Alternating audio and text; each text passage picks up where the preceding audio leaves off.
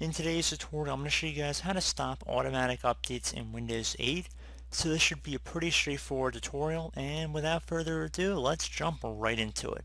So we're going to begin first by navigating over to the Start button, and you want to left click on that one time.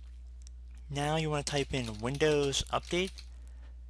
One of the best manages should come back with, if we give it a second to load here, Windows Update Settings. So again, Windows Update Settings, you want to left click on that one time. It'll open up the Metro user interface.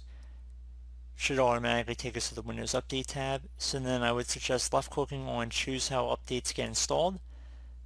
And now underneath Important Updates, there's a drop down menu here. So if you click inside of here, you have 4 different choices to go with. You can either install updates automatically, download updates but let me choose whether to install them, check for updates but let me choose whether to download and install them, or never check for updates.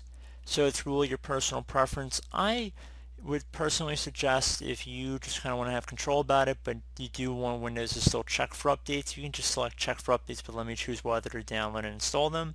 But you can never check for updates, but that's not recommended. Depends again on exactly what you guys want to do. So in addition to that, recommended updates, if this box is checked, the recommended updates will be installed or downloaded or checked in the same fashion that important updates are. So it's a little redundant, but I mean, you guys get the point. Left click on apply to save the change. We get back out of here, and that's pretty much it.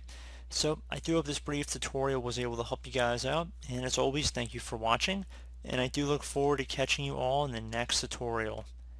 Goodbye.